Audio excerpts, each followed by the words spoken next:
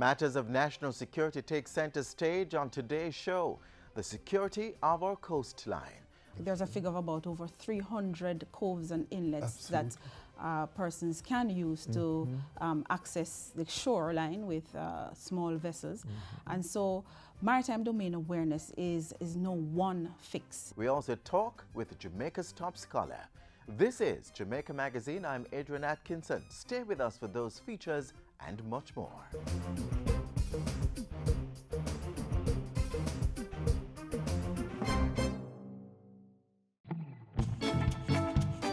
Some marine, you know. Yeah? Yeah, man, I have the pocket 6,000. 6,000. Yeah. How much I want? Yeah, man, 2 bays I want. Yeah, man, the one that's so. Grand, Yeah, man. Same. Alright, what one, cat? you don't know, I sit downtown the other day there. Oh. I want to come brethren them man, we buy and sell marina. One of them I sell a 6-pack for $1,000 and the next one I sell one for $200. So where buy? Buy 5 of them for $1,000. Think them can't rob me. So Uncle Fancy is the same $1,000 you would spend to get the 6? Seriously? Tell them again now, my math brains. Math count. Math count. Sponsored by the Ministry of Education. Securing our borders from incoming contrabands and illegal firearms is high on the government's agenda. Patrol and monitoring of our coastline have increased with the acquisition of 2 surveillance vessels by the Jamaica Defence Force Coast Guard. On issues and answers today, we talk with Commander Antoinette Wemyss-Gorman about the work of the JDF Coast Guard and the protection of our coastline.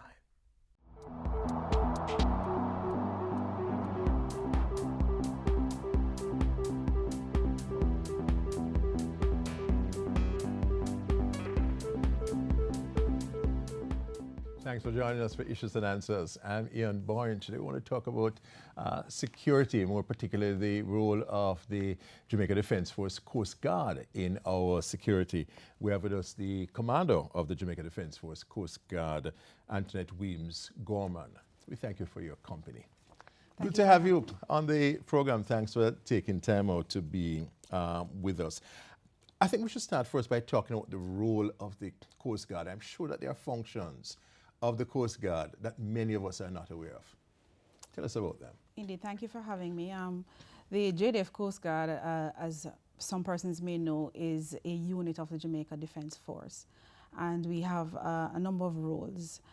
Primarily, we are responsible for maritime law enforcement, maritime safety, which includes search and rescue, and that supports a lot of our fisher folk who operate off the coast of Jamaica.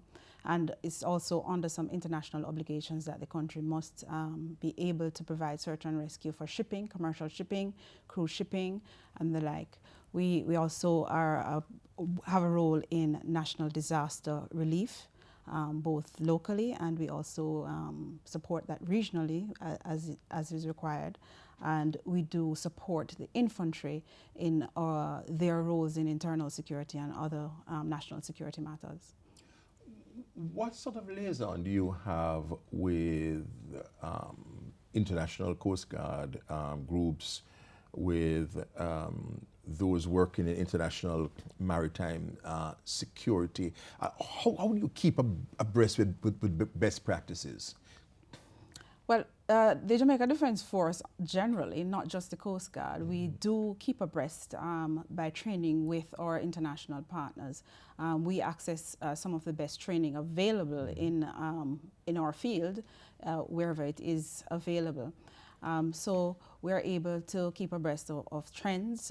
We assess our threats and we train towards mitigating those threats. The Prime Minister has spoken a lot recently about the 2 boats which have been acquired and the role that these boats will play in our national security. I want you to just explain to us what the significance of these boats, how they will really strengthen national security. Certainly. Well, some persons may not be aware that the maritime space that is considered part of Jamaica's territorial space is actually about 25 times the size of the land space, the land area. And so the Coast Guard has responsibility for this space to protect the space, to intercept whatever comes into space, and we really are the only agency of government that is able to respond to anything that occurs in that space, whether positive or negative. So as it relates to law enforcement, we have to respond to interdiction, whether it is narcotics, weapons, human trafficking, when it comes to protecting our fisheries. And Jamaica has an extensive and one of the most rich resource or fishing banks in the Western Hemisphere where it relates to spiny lobster and conch. And that is a significant economic asset to the country. So we do have threats from poachers from other neighboring countries. And so we have that responsibility as well to support the Ministry of Agriculture and to support the fishers in deterring and interdicting poachers in that space. So the use of these vessels are very wide and varied and impacts not only our national security, but it also our economic security. For example, we have how many million tourists that call at our ports, and they come by cruise ships. We have international ratings on our airports. We have aircraft that have to cross the water to get to our airports.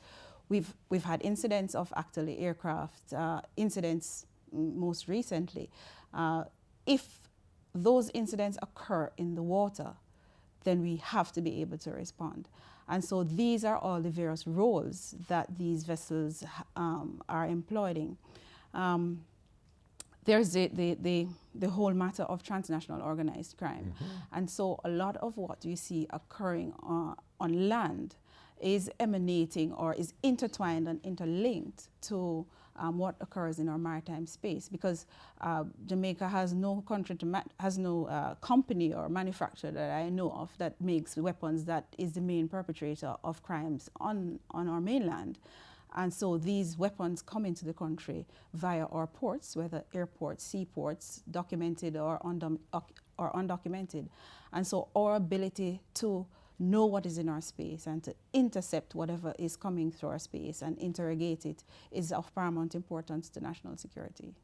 And I want you to relate the work of the two vessels now with the surveillance plane that we are supposed to be getting, so we understand exactly what difference this can make in our national security infrastructure. Yes, in our line of work, we call it maritime domain awareness. So this allows us to be aware of what is in our maritime space. And maritime domain awareness has various layers. So the vessels provide the ability to intercept on the surface, but the vessel's vision or our vision is limited to the horizon and to the equipment that is on board the vessel. What an aircraft brings to that is additional range and view, the ability to see further out and to pass the information earlier so that the interception can occur more timely and give us a higher probability of actually intercepting particularly smaller contacts that may be missed by a surface radar or just by someone looking out from a vessel. So an aircraft, a surveillance aircraft, brings with it technology that allows you to gather information in the space more accurately and earlier, and then allow us to be able to use the different levels of interception capability that we have to do a better job at combating the threats that we're facing. So the two vessels and the surveillance aircraft should make a significant difference to our security profile in Jamaica. Yes. We're speaking to Commander Antoinette Wemyss-Gorman of the Jamaica Defence Force Coast Guard.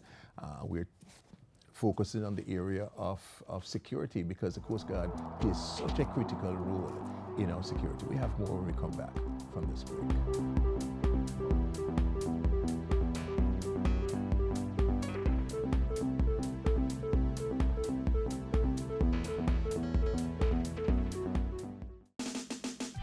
Jamaicans from all walks of life. We must save energy and help the Jamaican economy. Energy saving, we say. Today. Ease up on the energy, up on the energy. Save today, protect tomorrow. Ease up on the energy, up on the energy. Save today, protect tomorrow. Energy saving is not a maybe, it's a must.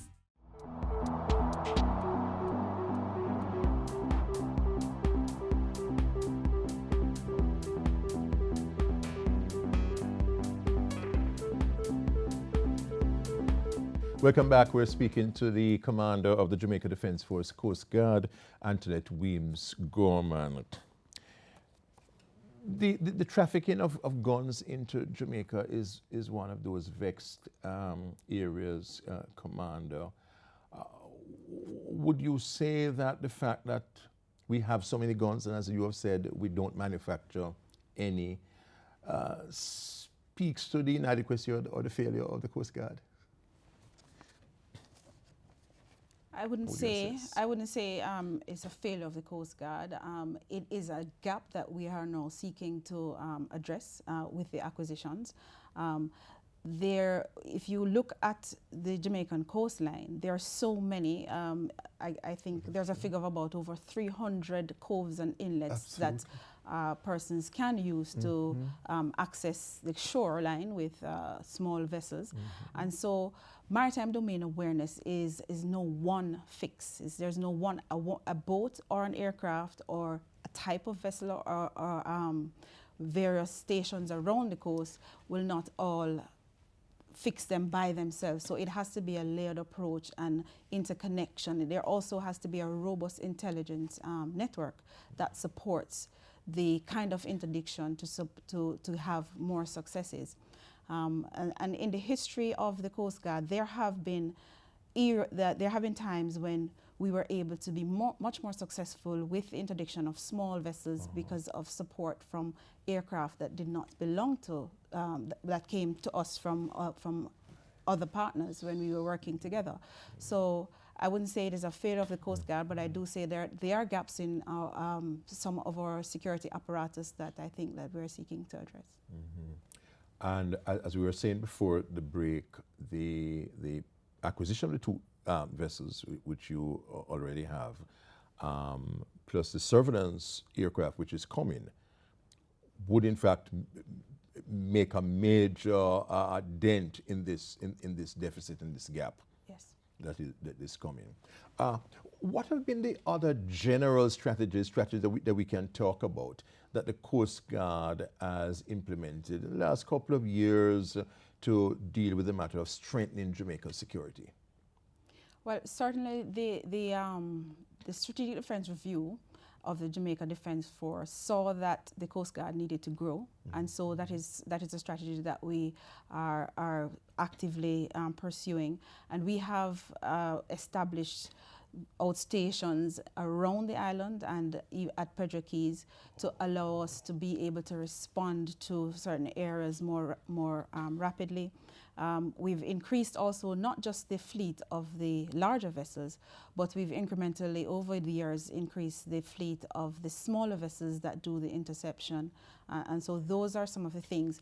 We also try to interact with the organized fishing associations, do training and interaction with them so that we know people on the ground that are able to provide us with assistance when we are conducting our various duties, whether it be search and rescue or interdiction roles. Yeah. Commander, that leads me to the issue of your interaction and liaison with the community. How much do you have that connection with the community so that you can get intelligence, so that they can cooperate with you, give you information, tip you off and so on? How is that?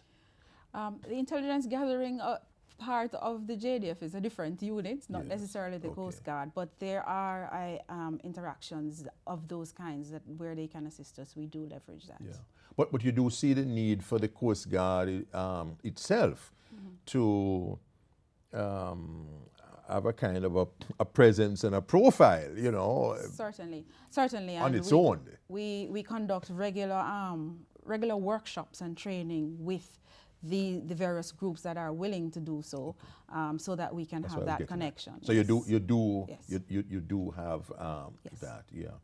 Where do you see the Coast Guard going in the future? The role of the Coast Guard in the 21st century Jamaica, and where is its trajectory?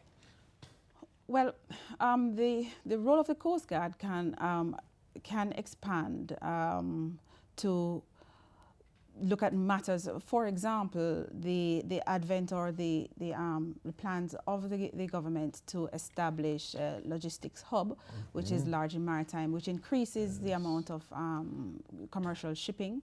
That see increasing in our roles in things such as vessel traffic management, more likelihood or incidence of pollution, marine pollution prevention and response is one of our roles as well. If the economic exploitation of our vast maritime space is expanded or is fruitful, research and development and more protection of the what we call the exclusive economic zone, those are things that would build out from the traditional or current roles of the Coast Guard. It's so exciting. It could be an exciting career. You'd encourage people to pursue a career in the. And you can testify it's been fulfilling for you. Yes. Good to have had you, Commander Antoinette Wemyss-Gorman of the Jamaica Defence Force Coast Guard, telling us about the important roles that the Coast Guard plays in Jamaica. I mean, security, but also other issues, and the importance of the acquisition of the two recent vessels and the impending acquisition of the surveillance aircraft, which will increase the capacity of the Coast Guard to do its intelligence work and interception. We thank you for your company on Issues and Answers. Next week I'll be back. Until then, Ian Bourne wishing you a pleasant day.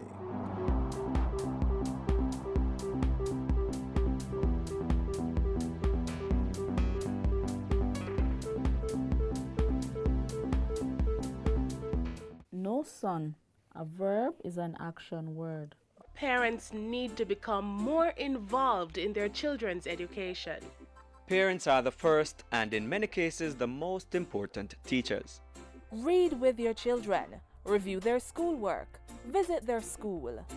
Tapping and rapping and slapping, I said. Nice, high five. Woo! A good education will never decay.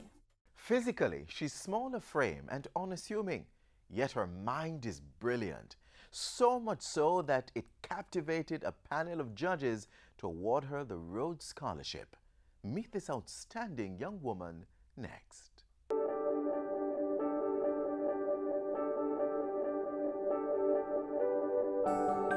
This is Shakiba Foster, the 2017 recipient of one of the most prestigious scholarships in the world, the Rhodes Scholarship. It's an awesome feeling, overwhelming at times. After hours of grueling interviews, Shakiba came out on top of a field of 10 outstanding candidates to be awarded the scholarship. Really outstanding young people, any one of whom could have been the Rhodes Scholar, and we finally chose Shakiba Foster. The fact that she is clearly very intelligent and very thoughtful. She had many thoughts about education in Jamaica, about its economic problems, the IMF program, the way forward. The Rhodes Scholarship is tenable at the Oxford University in the United Kingdom, the oldest English-speaking university in the world, and ranked second in the 2015-2016 World University Rankings.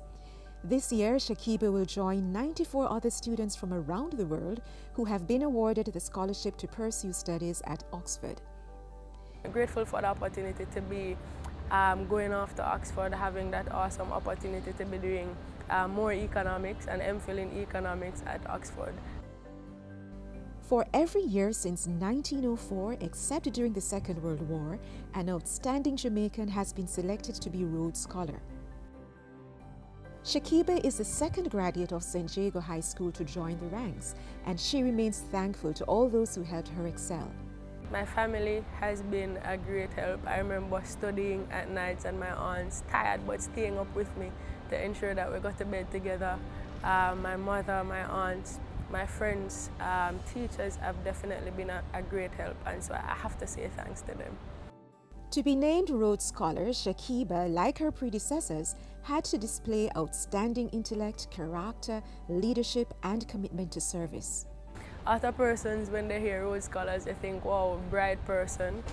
But to tell you the truth, at St. Diego, I really didn't dominate in terms of academics. I had a few persons who really outdid me, did far better than I did. I pushed and I did well enough. When I got to UWI, was difficult in terms of a new environment, but I got through. As anybody else, I've had difficulties in terms of financing, in terms of family issues and so on. But I've always tried not to focus too much on the issues and just do what I need to do. Hard work and time management. At the end of it all, Shakiba's disciplined approach paid off. I finished my banking and finance program with the highest GPA. I actually finished my degree with the highest GPA in the entire Faculty of Social Sciences. On completion of her BSc degree in Banking and Finance, Shakiba went on to do a Master of Science degree at the University of the West Indies, which she completed with distinction. The 2017 Rhodes Scholar is now an assistant lecturer in the Faculty of Social Sciences, a position she enjoys immensely. Despite her hectic university schedule, Shakiba has always found time to take on leadership responsibilities in her Riversdale community in St. Catherine. Once you start doing things from early, you realize that at the end of the day you have a lot of time for other stuff. Church activities take up most of my other time. And what are her future plans? I'm going off to do an MPhil in economics. If I do well enough at that MPhil, I hope to go on to a DPhil in economics, which is a PhD in economics, really. After that, I want to do some more teaching. I hope to do a little bit more lecturing. And I'm just seeing where the tides take me after that. I don't have a definite plan, and I feel it's all right not to have a definite plan. It's all right to let your experiences lead you into new opportunities. For youngsters aspiring to excel academically, the 2017 Rhodes Scholar has these words of advice. You're not always going to be ahead, but that does not always mean you're not going to achieve anything. Some people will have it difficult, some people have it easy, and sometimes we tend to want to have it easy like everybody else. But I've learned that difficult times normally make better persons. And so go through difficult times and just work hard, and I'm sure you'll achieve much. If you're an aspiring Rhodes Scholar, application for the scholarship is usually open between early July and early October every year. Application forms can be downloaded from the Rhodes Trust website at www.rhodes-caribbean.com.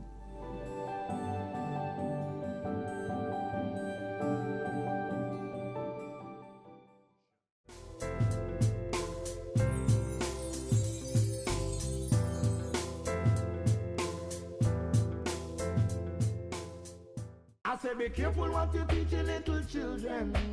Make sure I know something to hurt them. Mind what you saying to my sister. She could be the next Prime Minister.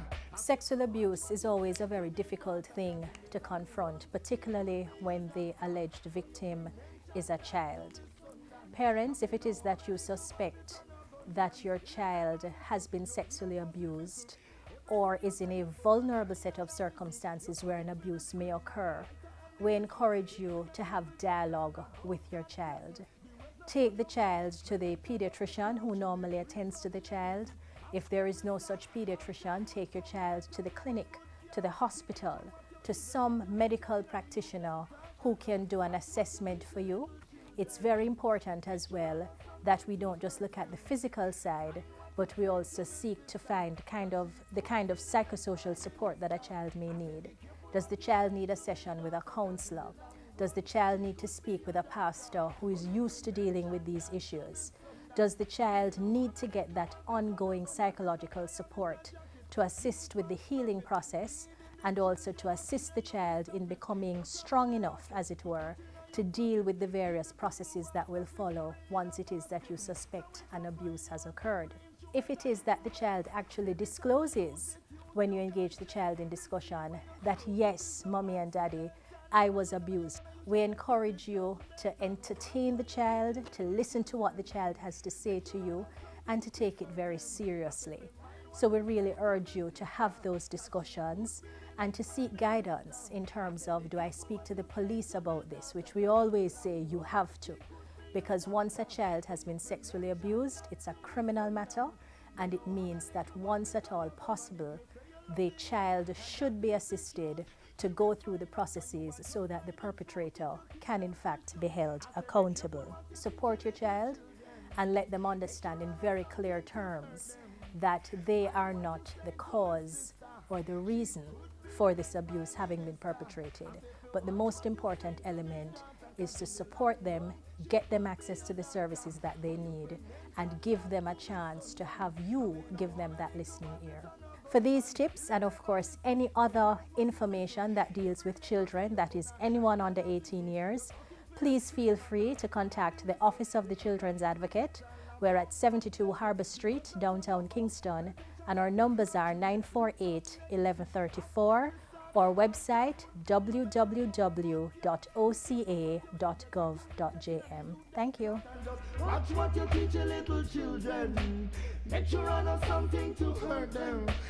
Mind what you say to me sister, cause she could be the next Prime Minister.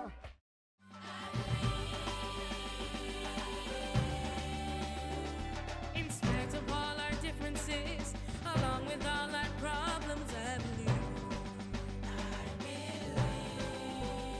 And despite the crime and violence and men and women dying, I believe. From the boots to Dolphin Mountains, let all our voices ring. Oh, I believe. I believe that we can make a change and spread a gleam of hope across our country. I believe that we can join our hands and make a difference in Jamaica. I believe. I believe. There's nothing wrong with Jamaica that can fix it what is right. Oh, I believe. And regardless of our struggles, we can rise again. Oh, I believe. Mothers believed in us, but we must also sing. Oh, I believe. I believe that we can make a change and spread a gleam of hope across our country. I believe that we can join our hands and make a difference in Jamaica. I believe. I believe. There's steam in every paper and in every classroom, I believe. Oh, priests in all our churches, God in all our homes, I believe. It's time to claim our nation and start the Reformation, I believe. I believe that we can make a change and spread a gleam of hope across our country. I believe that we can join our hands and make a difference in Jamaica. This is where we close the pages for today's show. But before we go, we leave you with this message. Try not to become a man of success, but rather try to become a man of value. Remember, the information continues to flow on our social pages. We're on Facebook, Twitter, and Instagram. You may also download our app from the Google Play Store, or for more features, click on our YouTube channel. I'm Adrian Atkinson. Happy Sunday. This has been a production of the Jamaica Information Service, the voice of Jamaica.